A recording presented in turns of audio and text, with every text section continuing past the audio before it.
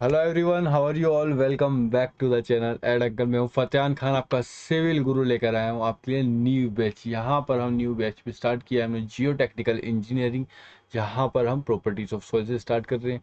यहीं पर आपको यूट्यूब पर डेली लाइव में आता हूँ, आपको पूरा सब्जेक्ट कराने वाला हूँ यहाँ पर जियो टेक्निकल इंजीनियरिंग, जो कि अब दो पार्ट में पढ़ने वाले हैं, सॉइल मैकेनिक्स और फाउंडेशन इंजीनियरिंग। ये हमने पहले लेक्चर में भी डिस्कस कर चुके हैं। किस तरह से हम पढ़ेंगे, क्या इसका वेटेज होता है, क्या इसकी इम्पोर्टेंस रहती है। क्लियर। यहाँ पर आपको बात की, मैंने बताया कि यहाँ पर हमने हमारी क्या अप्रोच रहेगी, किस तरह से हम पढ़ने वाले हैं। पहले हम थ्योरी देखेंगे, सारी थ्योरी देखने के बाद हम इस पर बेस क्वेश्चन करने वाले हैं। उसको साथ ही हम जितना हो सकता है, हमारा जियो टेक्निकल सब्जेक्ट एक ऐसा सब्जेक्ट रहेगा, इवन कि आपके सिविल इंजीनियरिंग में सभी सब्जेक्ट का एक प्रैक्टिकल विजुअलाइजेशन बहुत इजी होता है। आपके डे टू डे लाइफ में जो एग्जांपल्स है, जैसे कि आपने सॉइल मैकेनिक्स में अगर आप पढ़ रहे हैं, तो हमारा जो फाउंडेशन है, जिस पर हमारे घर बने हुए हैं, जहाँ जिस रूम में आप बैठे हैं, वो भी किसी ना किसी फाउंडेशन से अटैच्ड है। तो वहाँ पर आपको पूरा विजुअलाइजेशन हो सकता है कि आपका जो स्ट्रक्चर बना है, जो उसकी बियरिंग कैपेसिटी, जो उसका बियर लोड बियर कर रहा है सॉइल, तो वो जस्ट आपके विजुअलाइजेशन में है, आपके कंसिडरेशन में है। तो इसी वजह से एक सिविल इंजीनियरिंग ऐसी ब्रांच है जिसका विजुअलाइजेशन काफ़ी प्रैक्टिकल हो जाता है, और इसलिए हमको अंडरस्टैंडिंग होती है। तो हमारी थ्योरी पढ़ने का पीछे का जो हमारा तरीका रहेगा, हम साथ में विजुअलाइजेशन करेंगे, उसके साथ उसका कॉन्सेप्ट समझेंगे, उस पर बेस्ड क्वेश्चन करने वाले हैं। और ज़्यादातर क्वेश्चंस में आपको प्रीवियस ईयर क्वेश्चंस कराने वाला हूँ, ताकि आपको पैटर्न पता रहे कि गेट का पैटर्न क्या है। स्पेशली ये बेस एम करता है गेट 23-24 को, यहाँ नहीं कि हमारा सिलेबस होने वाला है गेट ओरिएंटेड। अगर आप किसी भी ड्यूरेशन में पढ़ रहे हैं, किसी भी फेस ऑफ योर प्रिपरेशन में है, तो आपको ये हर फेस में ये यहाँ पर आपको बूस्टअप ही होने वाला है। अगर आपने पहले पढ़ चुका है सिलेबस, तो आपका रिवीजन होगा और भी कुछ कॉन्सेप्ट नए सीखने को मिलेंगे आपको। ऑब्वियसली, बिल्कुल, जितना आप जितनी बार आप सीखना चाहेंगे उतनी बार आपको कुछ नया सीखने को मिलेगा। तो यहाँ पर वही होगा। आपने अगर पहली बार पढ़ रहे हैं यहाँ पर, तो भी आपके लिए बहुत अच्छी जगह है, क्योंकि यहाँ पर हम बेसिक से पढ़ा ही रहे हैं। इससे पहले पढ़ चुका है तो आपका रिवीजन हो रहा है, ब्रशअप हो रहे हैं आपके कॉन्सेप्ट। क्लियर। तो इस तरह यहाँ पर हम डेली लाइव आ रहे हैं, डेली क्वेश्चंस भी प्रैक्टिस कर रहे हैं, टॉपिक करने के बाद क्वेश्चंस भी प्रैक्टिस कर रहे हैं। और साथ ही में आपसे और लाइव रहते हैं, तो आपको कोई डाउट रहता है तो आप पूछ भी सकते हैं। क्लियर। अगर हम बात करें प्रॉपर्टीज ऑफ सॉइल में, प्रॉपर्टीज ऑफ सॉइल में इसके बाद हम यहाँ पर हमने डिफरेंट टाइप्स ऑफ प्रॉपर्टीज देखी। जैसे कि वॉइड रेशियोज देखा हमने, वाटर कंटेंट था, और क्या क्या था हमारे पास, था saturation, air voids, percent air voids, और क्या था, और specific gravity, dry unit wait, submerge unit weight, saturated unit weight. ये सभी टाइप की हमने प्रॉपर्टीज देखी सॉइल की। क्लियर था। यहाँ पर हमने इनके बीच में रिलेशंस भी देख लिया कि इनके बीच में क्या क्या रिलेशन होता है। फॉर एग्जांपल अगर हमारे पास वॉइड रेशियो है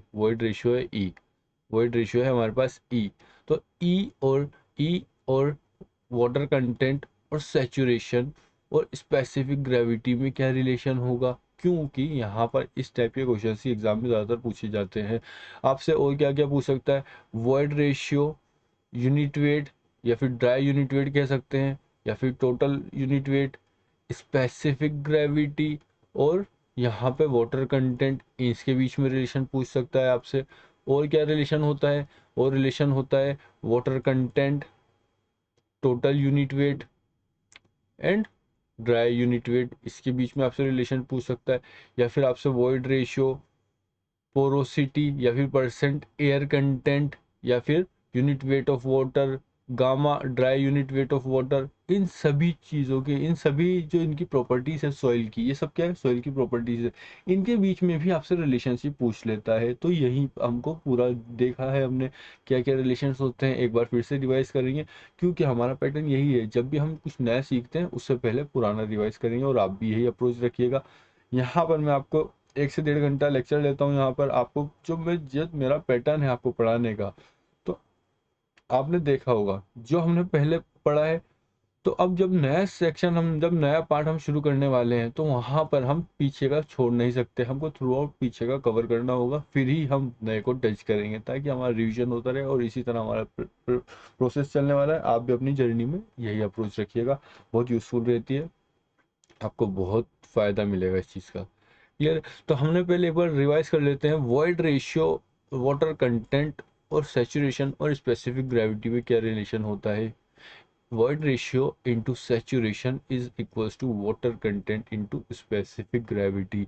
ये आप सभी को पता है इसकी notations. E stand for void ratio, E stand for void ratio, S stand for saturation, S stand for saturation, W stand for water content, W stand for water content, उसके बाद G stand for specific gravity of soil, specific gravity of soil, specific gravity of soil. Clear? ये तो था हमारा relation, ये था हमारा पहला relation. Clear? Void ratio into saturated unit weight is equals to water content into specific gravity. हमने इस पर बेस्ड एक क्वेश्चन भी देखा था, जो कि आपने कितनों ने ही ट्राई कर भी लिया था, उसका आंसर निकाल दिया था। चले नेक्स्ट प्रॉपर्टी, नेक्स्ट रिलेशन क्या था हमारा? void ratio, dry unit weight, specific gravity and water unit weight of water में क्या रिलेशन होता है? तो एक रिलेशन होता है ड्राई यूनिट वेट, जो कि हम देख चुके हैं। ड्राई यूनिट वेट होता है specific gravity into unit weight of water whole divide by 1 plus void ratio. क्या आपको याद है वॉइड रेशियो और पोरोसिटी में रिलेशनशिप? यहाँ पर साइड में लिख लेते हैं। एक वॉइड रेशियो और पोरोसिटी में रिलेशनशिप आपको बताया था मैंने, सेकंड लेक्चर में बताया था। Void ratio is equals to eta upon 1 minus eta, या फिर नीटा और वॉइड रेशियो में relationship Neeta is equals to E upon 1 plus E. ये कैसे आया था आपके पास? ये कैसे आया था? आई होप आपको पता होगा अभी तक। नीटा होता है हमारा पोरोसिटी। पोरोसिटी क्या होता है? Volume of voids to the total volume. और यहाँ पर हमने टोटल वॉल्यूम को क्या लिखा था? वॉल्यूम ऑफ टोटल वॉल्यूम को लिखा था volume of voids plus volume of solid. फिर पूरी इक्वेशन को हमने वॉल्यूम ऑफ वर्ड्स से डिवाइड किया था। Volume of voids whole divide by volume of solid, volume of voids divide by volume of solid plus volume of solid divide by volume of solid. यहाँ तक visible है? यहाँ तक screen पर visible है? ठीक है, तो इसको इधर यहाँ लिख लेते हैं अब। तो पूरी इक्वेशन को हमने किससे डिवाइड किया? वॉल्यूम ऑफ सॉलिड से। तो पोरोसिटी क्या हुआ हमारा? Volume of voids to the volume of solid क्या होता है? Void ratio. Void divide by ये कितना हो गया हमारा? वॉइड रेशियो वापस plus volume of solid divide by volume of solid होता है 1। क्लियर? यह ऐसा हमने निकाला था रिलेशनशिप। एक बार फिर से आपको बता दिया, ध्यान रहेगा अब। ये तो हुआ हमारा dry unit weight. Dry unit wait हमारे पास आ चुका है। अगर हम ड्राई यूनिट वेट को वोल्ट रेशियो में, तो हमने कैलकुलेट कर लिया। क्या यहाँ पर ड्राई यूनिट वोल्ट रेशियो की जगह यहाँ पे क्या लिख सकता हूँ मैं? E is equal to W G upon S को डिनोमीटर में भेज सकता हूँ क्या? यहाँ पर क्या ऐसे लिख सकता हूँ क्या? Dry unit weight is equal to G gamma W upon 1 plus E को लिख सकता हूँ W G upon S. Clear? ऐसे भी लिख सकते हैं हम। अगर हमको ई की वैल्यू नहीं पता तो हम इस तरह से कैलकुलेट कर लेंगे, अगर ई की वैल्यू पता है तो सीधा सब्स्टिट्यूट कर देंगे। बताइए अब यहाँ पर क्या था? Water content is equals to, water content is equals to total unit weight upon, total unit weight upon dry unit weight minus 1। या फिर कह सकते हैं dry unit weight is equals to total unit weight upon 1 plus water content. ये भी एक relationship था, ये भी एक रिलेशनशिप था हमारे पास। क्लियर? ये भी एक रिलेशनशिप था हमारे पास। क्लियर? कोई दिक्कत नहीं यहाँ पर हमारे पास काफ़ी सारे रिलेशनशिप आ गए। फिर इन्हीं पर बेस्ड हम कैलकुलेशन करते हैं। एक परसेंटेज एयर कंटेंट पर भी था with respect to dry unit weight. Gamma D क्या होता है? गामा डी होता है 1 माइनस नीटा है, that is percentage air content. G gamma W upon 1 plus E is equals to W G. E क्या होता है? W G. और अपॉन में एस था।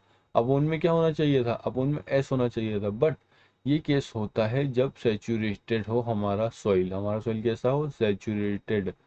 When soil is saturated, when soil is saturated, when soil is saturated, S is equals to 1, S is equals to 1। और ऐसे case में क्या होगा फिर हमारा gamma D? Gamma D will be equals to 1 minus eta A into G gamma W upon 1 plus W G, 1 plus W G. ये हुआ हमारा ड्राई यूनिट वेट। क्लियर? ये रिलेशनशिप पता है? एक बहुत इंपॉर्टेंट रिलेशनशिप बताया था मैंने आपको, आई होप आपको याद होगा। Air content and saturation, air content and saturation में क्या रिलेशन होता है, इस पर बेस्ड हम इतने क्वेश्चंस करने वाले हैं कि आपकी प्रैक्टिस बहुत अच्छी हो जाएगी यहाँ पर।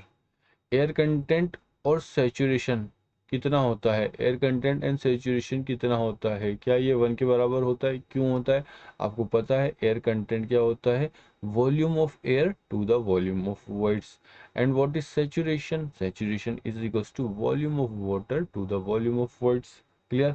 और volume of air plus volume of voids, यानी कि एयर कंटेंट प्लस सेचुरेशन क्या हुआ, volume of air plus volume of water whole divide by volume of voids, तो सेम रहेगा इसका एलसीएम। तो ये वॉल्यूम ऑफ वर्ड्स कितना होता है, वॉल्यूम ऑफ वर्ड्स होता है volume of air plus volume of water, यानी कि volume of air plus volume of water is equal to volume of voids divide by volume of voids. तो क्या ये 1 हो जाएगा, हमारा एयर कंटेंट कितना हो गया 1।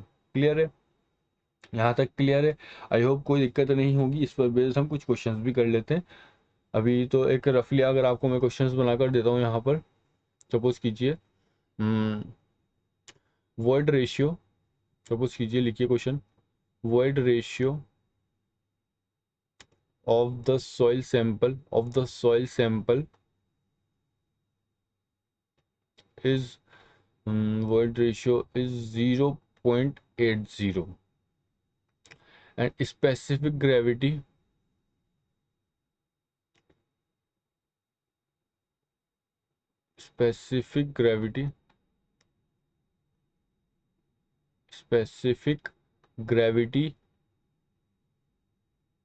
of the sample of the soil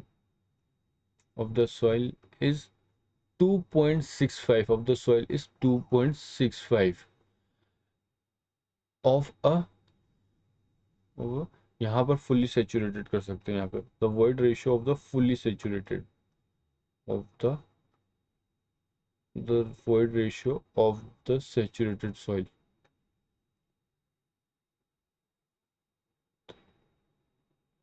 saturated soil sample is 0.8, specific gravity is given, यहाँ पर आपको specific gravity दी है। calculate the calculate calculate the water content, calculate the water content of the soil। ये तो हुआ आपका पहला क्वेश्चन, इसको आप सॉल्व करिए।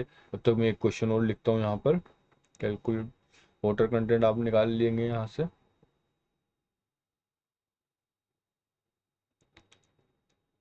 If the bulk unit weight if the bulk unit weight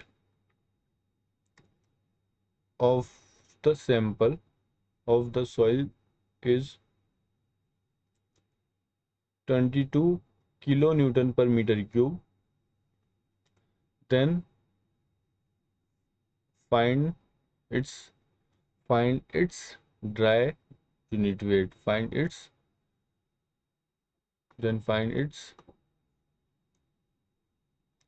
dry unit weight। ये कैसे कैलकुलेट करेंगे अब आप, यहाँ पर आपके पास एक ही क्वेश्चन में दो पार्ट्स बन चुके हैं।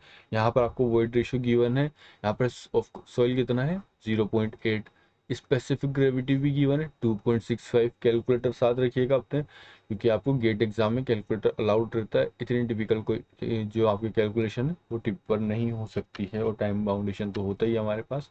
कैलकुलेट द वाटर कंटेंट, यहाँ से आपको वाटर कंटेंट निकालना होगा। हम क्या जानते हैं, वॉइड रेशियो सॉल्यूशन अगर यहाँ पर हम सॉल्व करते हैं, वॉइड रेशियो क्या होता है, void ratio into saturation is equals to water content into specific gravity, यानी कि वाटर कंटेंट कितना हुआ, void ratio into saturation upon specific gravity, ये हुआ हमारा वाटर कंटेंट। अब हम यहाँ से हम वाटर कंटेंट कैलकुलेट करेंगे। वॉइड रेशियो गिवन है that is 0.8 into saturation is 1, void ratio for saturated soil sample, यहाँ पे क्या गिवन है हमको, सैचुरेटेड सॉइल सैंपल।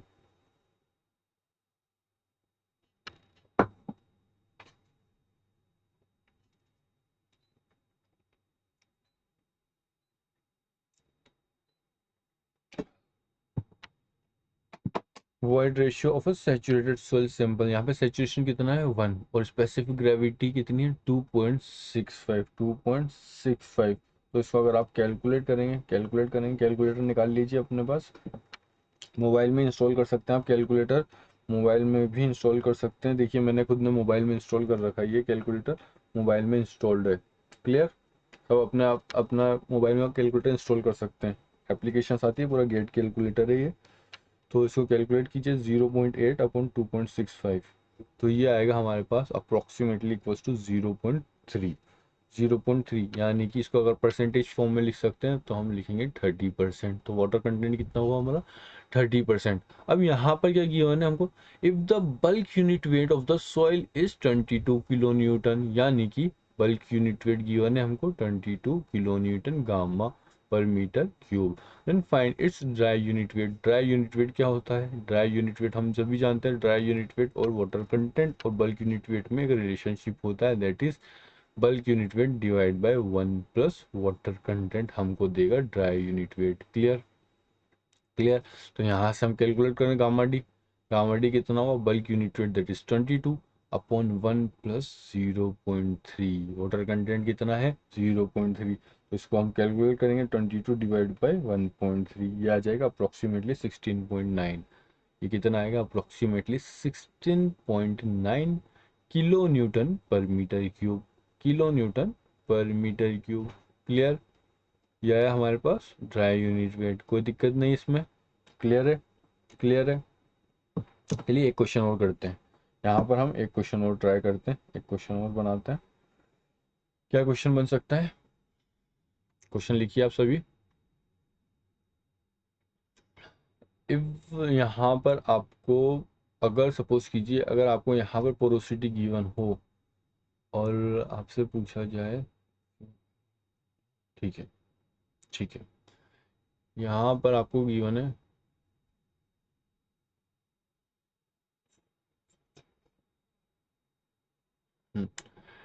इफ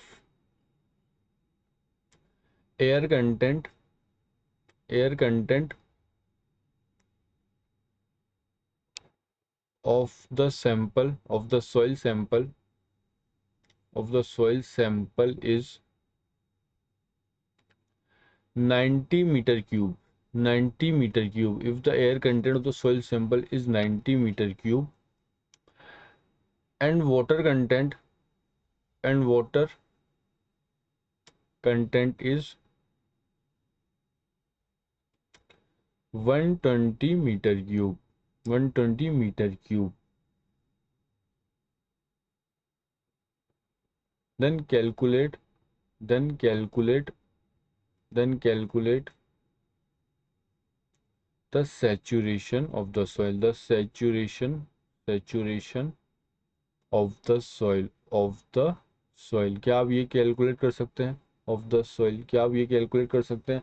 अगर आपको सॉइल का एयर कंटेंट पता चल जाए और अगर आपको सॉइल के अंदर वाटर कंटेंट पता चल जाए तो क्या आप इसका सेचुरेशन कैलकुलेट कर सकते हैं। ये कैलकुलेट करिए, आप खुद से इसको कैलकुलेट करिए। तब तक मैं एक क्वेश्चन और बना देता हूँ, एक क्वेश्चन और लिख सकते हैं आप। हम्म,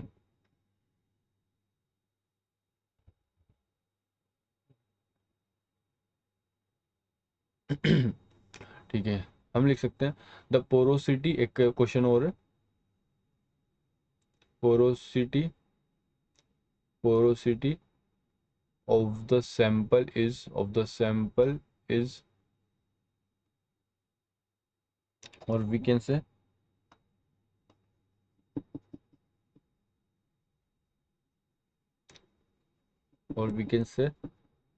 the volume of voids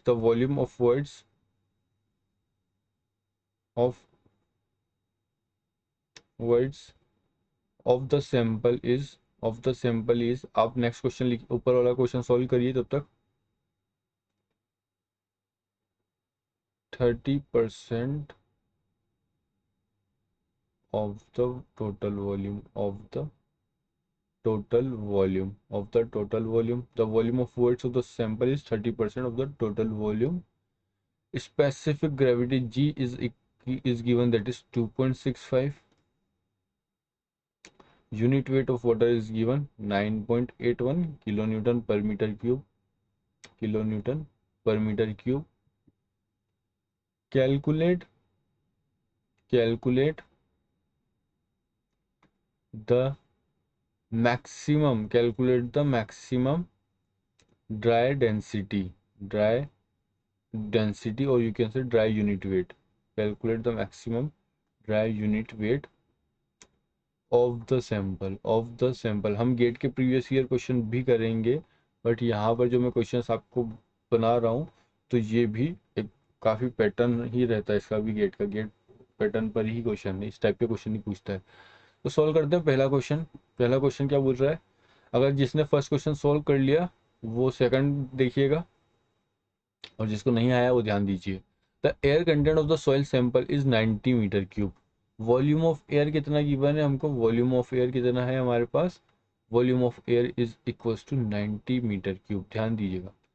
also given the water content is, volume of water कितना है हमारा 120 मीटर क्यूब। उसने पूछा then calculate the saturation. Saturation क्या होता है हमारा, saturation is equal to volume of water to the volume of voids, volume of water to the volume of voids. और यहाँ पर कलर चेंज करते हैं। यहाँ पर वॉल्यूम ऑफ वर्ड्स क्या होता है, volume of voids is equal to volume of air plus volume of water, और हमारे पास दोनों ही गिवन है। यानी कि वॉल्यूम ऑफ वर्ड्स कितना हुआ, volume of air is 90 metre cube, 90 plus 120, 90 plus 120, clear. तो ये हो गया हमारा वॉल्यूम ऑफ वर्ड्स, ये हुआ हमारा वॉल्यूम ऑफ वर्ड्स, क्लियर।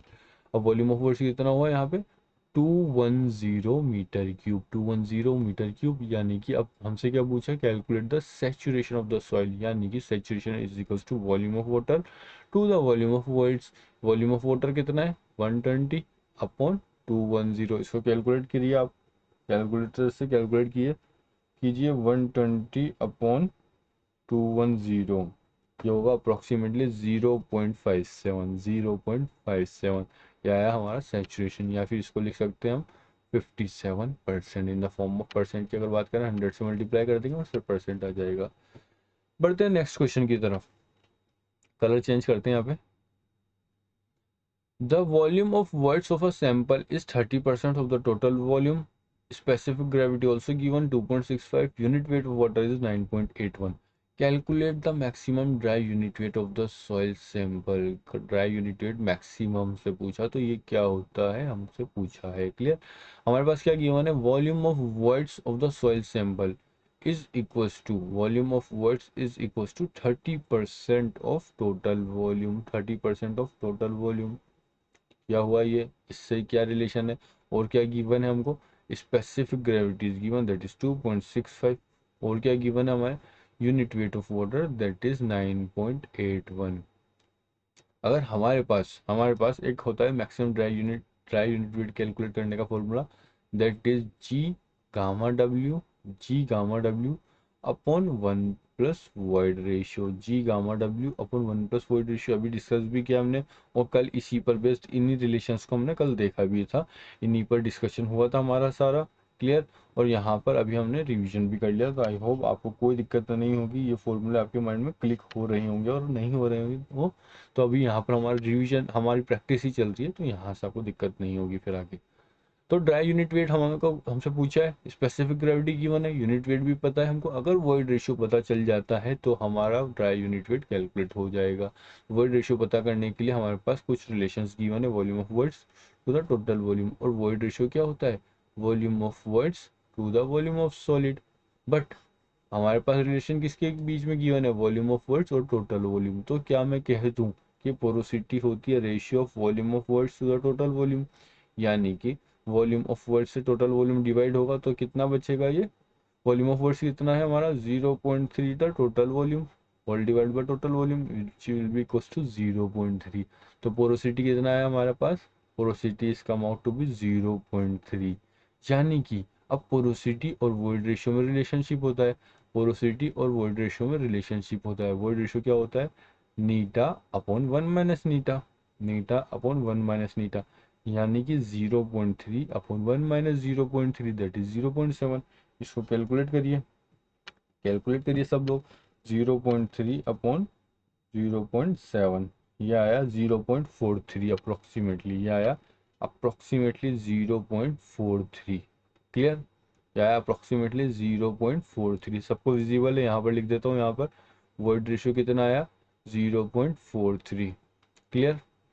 अगर 0.43 वॉइड रेशियो आया है तो यानी कि ड्राई यूनिट वेट कितना होगा, जी की वैल्यू हमको पता है 2.65 into unit weight of water पता है 9.81 whole divide by 1 plus 0.43 whole divide by 1 plus 0.43 करिए कैलकुलेट।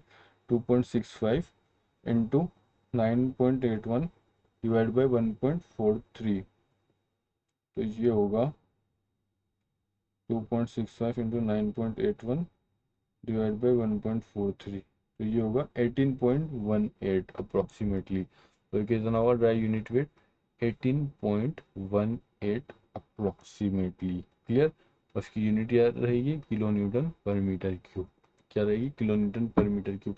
अब यहीं से क्या एक और चीज़ निकाल सकते हैं आप, एक और चीज़ आपसे पूछी जा सकती है। अगर आपको सैचुरेशन पता चल जाए, यहाँ से सैचुरेशन की वैल्यू आपको नोन हो, तो आप यहाँ से वाटर कंटेंट निकाल सकते हैं। वाटर कंटेंट क्या होता है, ई इंटू एस अपॉन जी। यहाँ से आप वाटर कंटेंट निकाल लेंगे। अगर आपके पास वाटर कंटेंट आ चुका है तो वाटर कंटेंट से आप बल्क यूनिट वेट भी निकाल सकते हैं। वाटर कंटेंट क्या होता है, bulk unit weight upon dry unit wait -1। तो यहाँ से आप ड्राई यूनिट वेट भी कैलकुलेट कर सकते हैं। तो इसी टाइप के क्वेश्चन आपसे पूछे जाते हैं एग्जाम में, यही बनते हैं आपसे। और इन्हीं पर बेस्ड वो घुमाता रहेगा, आपको रिलेशनशिप पूछ लेगा, इन दोनों के बीच में रिलेशनशिप बताओ, उन दोनों के रिलेशनशिप, इन दोनों के बीच में रिलेशनशिप बताओ, यही पूछता रहेगा। क्लियर। क्लियर है, यहाँ तो कोई दिक्कत नहीं है। चलते हैं, बढ़ते हैं हम यहाँ पर टॉपिक को आगे बढ़ाते हैं। एक डेंसिटी इंडेक्स का एक बहुत अच्छा कॉन्सेप्ट होता है मैक्सिमम। एक होता है हमारा रिलेटिव डेंसिटी और एक होता है हमारा कंपैक्टिव रिलेटिव कंपैक्शन। डेंसिटी इंडेक्स क्या होता है, यहाँ पर डेंसिटी इंडेक्स की अगर हम बात करें, डेंसिटी इंडेक्स क्या होता है, डेंसिटी इंडेक्स होता है हमारा ratio between, it is the ratio between the difference. Density index क्या होता है, ये एक प्रॉपर्टी होती है सॉइल की, उसकी हमको उसका डेंसनेस या फिर कह सकते हैं कि उसके अंदर फर्दर कितना कॉम्पैक्शन रिक्वायर्ड है, उस प्रॉपर्टी को गवर्न करती है डेंसिटी इंडेक्स। अगर आसान भाषा में इसको डिफाइन करें तो डेंसिटी इंडेक्स को हम कह सकते हैं it is the ratio between, it is the ratio, it is the ratio between, it is the ratio between the difference, the difference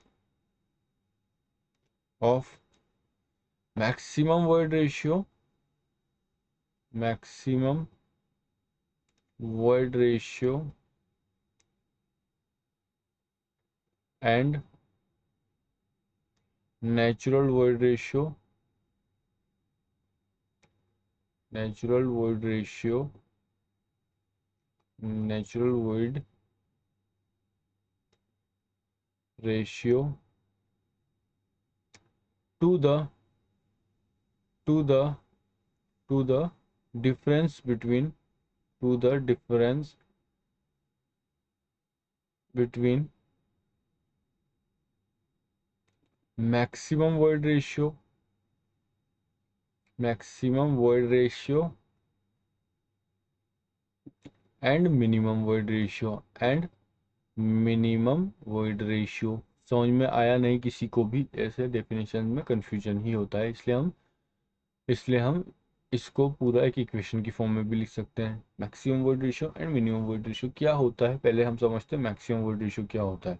maximum void ratio यानी कि वॉइड रेशियो होता है क्या, उससे पहले हम एक और बार डिस्कस कर लेते हैं वॉइड रेशियो क्या होता है। वॉइड रेशियो होता है ratio between volume of voids to the volume of solid, volume of voids to the volume of solid. Suppose कीजिए यहाँ पर तीन फेज में हमारे पास सॉइल क्लासिफाइड है, सॉइल डिस्ट्रीब्यूटेड है तीन फेज में। तो इन तीन फेज क्या क्या होते हैं हमारे, solid liquid and air, solid liquid and air होता है। तो वॉइड रेशियो क्या होगा हमारा, पहला फेज तो है सॉलिड लिक्विड एंड एयर, तो ये पहला फेज हमारा क्या हुआ, वॉल्यूम ऑफ एयर। दूसरा फेज क्या हुआ, वॉल्यूम ऑफ वाटर। एंड तीसरा फेस हुआ वॉल्यूम ऑफ सॉलिड। क्लियर। यहाँ तक तो हमारे पास आ चुका है। अगर हम बात करते हैं मैक्सिमम वॉइड रेशियो क्या होता है, मैक्सिमम वॉइड रेशियो होता है जब हमारा सॉइल कैसा हो, हमारा सॉइल हो अनकम्पैक्टेड, या फिर कह सकते हैं उसके अंदर कंपैक्शन नहीं हो, तभी तो वर्ड रेशियो क्या होता है, ई क्या होता है हमारे पास, ई होता है volume of voids to the volume of solid.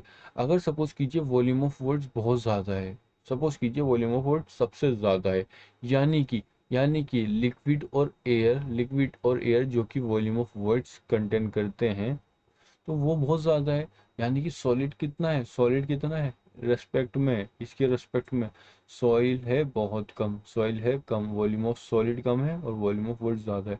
तो क्या ये हमारा सॉइल जो है वो पोरस टाइप बनेगा, क्या ये एक फो जो हम कह सकते हैं खोखला, जो इसके अंदर वर्ड्स जो रहते हैं वो बहुत ज़्यादा है, यानी कि इसको अगर आप कंपैक्ट करेंगे तो बहुत ज़्यादा इसके अंदर कंप्रेशन हो जाएगा, बहुत ज़्यादा इसके अंदर डिफॉर्मेशन हो जाएगा।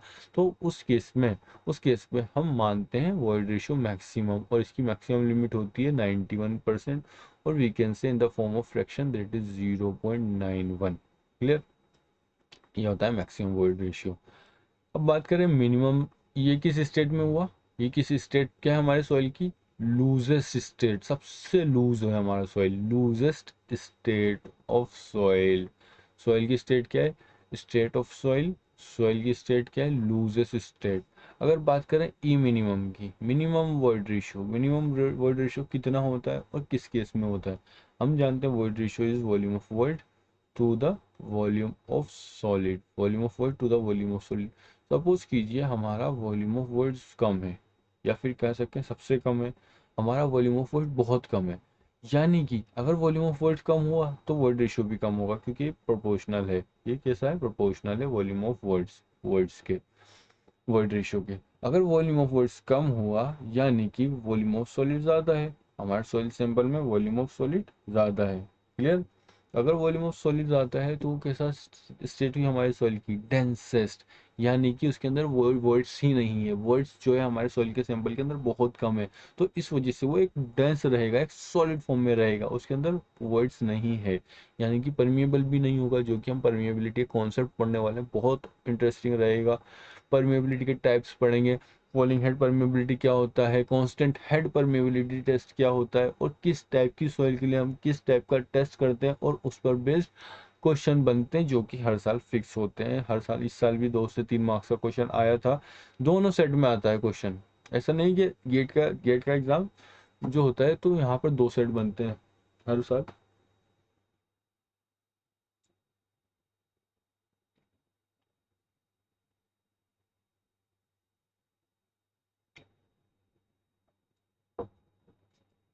हर साल 2 सेट बनते हैं और दोनों सेट में क्वेश्चन आता है। क्लियर, तो परमिएबिलिटी हम पढ़ेंगे, बहुत मज़ेदार टॉपिक रहेगा, और उस पर बेस्ट नंबर ऑफ क्वेश्चन करेंगे, और हम देखेंगे 2 टाइप की परमिएबिलिटी होती है, एक होती है हॉरिजॉन्टल परमिएबिलिटी, एक होती है वर्टिकल परमिएबिलिटी, और वहाँ पर सीपेज एनालिसिस भी हम देखने को मिलेगा। और परमिएबिलिटी जो कि डार्सी ने डिफाइन की है, तो हम वेलोसिटी ऑफ डिस्चार्ज के बीच में डिफरेंस देखेंगे, वेलोसिटी ऑफ सीपेज क्या होता है, और उसमें पोरोसिटी का क्या रोल रहता है, उसमें ये सारे रिलेशनशिप हम जो अभी पढ़ रहे हैं ये हमारा बेस बना रहे हैं, हम जो पढ़ रहे हैं अभी ये हमारा बेस बना रहे हैं, ताकि हम बहुत इंटरेस्टिंग फैक्ट्स अबाउट सॉइल को हम काउंटर कर सकें कि क्या होता है, उनकी टेक्निकलिटीज़ को हम समझ सकें।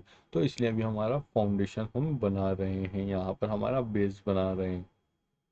क्लियर, आई होप आप सब साथ चल रहे हैं, यहाँ पर साथ रिवीजन कर रहे हैं, क्योंकि आगे बहुत मज़ा आने वाला है, यहाँ पर आपके सारे कॉन्सेप्ट स्ट्रॉन्ग हो रहे हैं धीरे धीरे। डेंसेस्ट स्टेट, डेंसेस्ट स्टेट, तो यहाँ पर मिनिमम डेंसिटी होती है अप्रोक्सीमेटली 0.35, मिनिमम वर्ड रेशियो होता है अप्रोक्सीमेटली 0.35, या कह सकते हैं 35%। क्लियर, तो यहाँ पर डेंसिटी इंडेक्स को कैसे रिप्रेजेंट करते हैं, इसको रिप्रेजेंट करते हैं आईडी से, डेंसिटी इंडेक्स को रिप्रेजेंट करते हैं आईडी से। अब वो क्या लिखते हैं इसमें, डेंसिटी इंडेक्स पूरी डिफिनेशन है, और उसको स्टेटमेंट फॉर्म, इसको फॉर्मूले में रखते हैं, I D is equals to, it is the ratio between the difference of maximum void ratio and natural void ratio, E max, maximum void ratio and natural void ratio that is E, divide by, ratio है to the, किसके साथ ratio है, to the difference between minimum, यहाँ पर तो minimum आना चाहिए था, यहाँ पे उल्टा कैसे लिख दिया, यहाँ पर उल्टा हो गया, यहाँ पर मिनिमम आएगा, यहाँ पर मिनिमम आएगा, मैक्सिमम नहीं आ सकता, मैक्सिमम आ गया अगर तो यहाँ तो 1 हो जाएगा, वो तो कट हो जाएगा। Minimum, minimum void ratio, minimum void ratio, ओ नहीं नहीं नहीं, यहाँ पर तो वही तो रहेगा, फिर सही लिखा था, वो सही था। यहाँ पर क्या रहेगा, divide by maximum void ratio and minimum void ratio, E max minus E minimum into 100 density index define करते हैं आईडी से, इन परसेंटेज याद रहेगी ये चीज़, बहुत इंपॉर्टेंट होगी, इस पर बेस भी क्वेश्चन आते हैं। और इनका जो वॉइड रेशियो का रिलेशनशिप है with respect to dry density, जो कि हम पिछले लेक्चर में देख चुके हैं, वो भी यहाँ पर पूछा जाता है। इस टाइप के क्वेश्चंस में आपसे इंटर रिलेशनशिप पूछ लिया जाता है। क्लियर है, क्लियर है। इस पर बेस्ड हम कल क्वेश्चन करने वाले हैं, बहुत सारे क्वेश्चन आएंगे हमारे पास यहाँ पर। इस पे लगभग मैं आपके पास 90 to 100% इसके सभी क्वेश्चंस करा दूंगा मैं आपके लिए। अगर कुछ क्वेश्चंस बचते हैं तो आप लेकर आइए, आप सॉल्व कीजिए खुद से, और अगर नहीं आता आपको तो आप बिल्कुल पूछ सकते हैं। और साथ ही अगर आप नंबर ऑफ क्वेश्चन और कहीं से भी प्रैक्टिस कर रहे हैं जो कि गेट ओरिएंटेड होता है, वैसे तो प्रीवियस ईयर क्वेश्चन आपको करा चुका हूँ, और अगर आपने अभ्यास सीरीज ज्वाइन की हो तो वहाँ पर आपको लगभग पूरा जियो टेक्निकल कंप्लीट करा चुका हूँ।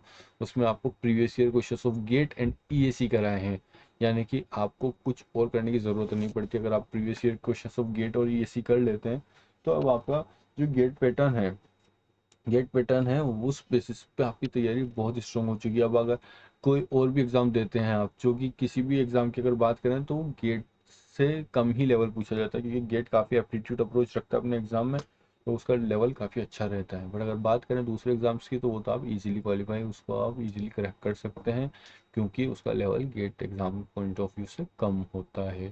क्लियर है, चलते हैं फिर मिलते हैं नेक्स्ट सेशन में। तब तक के लिए थैंक यू एवरीवन। प्रैक्टिस कीजिएगा आप और रिवीजन ज़रूर कीजिएगा जो भी हम पढ़ रहे हैं। यहाँ पर हमने अभी इस सेक्शन में भी यहाँ पर रिवीजन पर ही फोकस रखा है। एक नया कॉन्सेप्ट देखने को मिला है डेंसिटी इंडेक्स, ये काफ़ी इंपॉर्टेंट है, इस पर बेस्ड काफ़ी क्वेश्चंस होंगे, और हम लगभग सभी जो इंटर रिलेशनशिप्स देखे हैं उन पर बेस्ड भी हम क्वेश्चन करने वाले हैं। चलिए फिर, थैंक यू एवरीवन, मिलते हैं नेक्स्ट सेशन में।